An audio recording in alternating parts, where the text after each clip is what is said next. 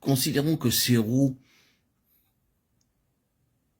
qui se trouvent au chapitre 1 d'Ézéchiel, verset 18, et au chapitre 10, verset 12, se situent entre le ciel et la terre. Elles ne sont pas intégralement sur la terre et ne demeurent pas rattachées à la terre, maintenues par des caractéristiques terrestres. Il y a une sorte d'apesanteur. Elles touchent la terre sans être régies par son domaine. Elles se meuvent grâce à leur énergie en relation avec le ciel, mais elles sont aussi en contact avec la terre, comme l'incarnation des énergies divines.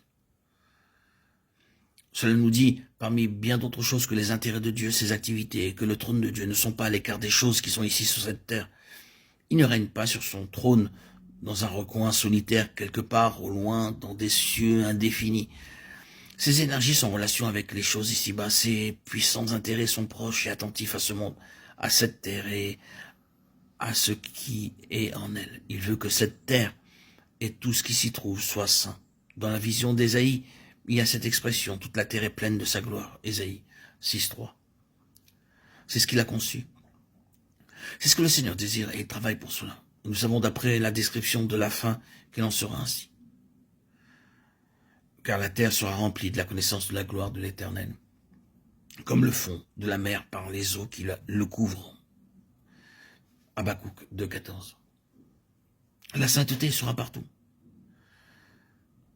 Le fait est que Dieu est intimement, étroitement et de manière intelligente associé à l'état des choses ici-bas, à la fois dans l'Église et dans les églises.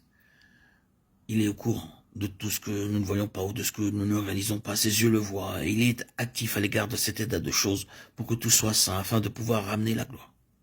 Après tout, le trône n'est pas loin. Il est ici dans sa représentation. Si la première section, chapitre 1 à 3 du livre de l'Apocalypse, c'est une signification, elle a une signification, c'est bien celle-là. Le Dieu homme, cet homme de gloire est ici. Il est proche. Marchant parmi les églises, parmi les chandeliers. Le trône est pleinement instruit de tout. Il n'est pas aveugle. Il n'est jamais trompé par quoi que ce soit. Le trône est actif. Et son activité peut se voir à travers toutes les expériences dans lesquelles nous entrons. Le trône est déterminé pour avoir en finalité partout et en toute chose cette gloire. Ce symbolisme merveilleux des êtres vivants et des roues est une manifestation de cette activité du trône. Ce trône n'a pas renoncé parce que les choses sont mauvaises. Il poursuit toujours son but pour avoir un domaine qui puisse être rempli par la gloire. Que le Seigneur interprète et écrive profondément tout cela dans nos cœurs et le garde chaque jour dans notre conscience. Ce message n'est pas destiné pour la mort, mais pour la gloire de Dieu.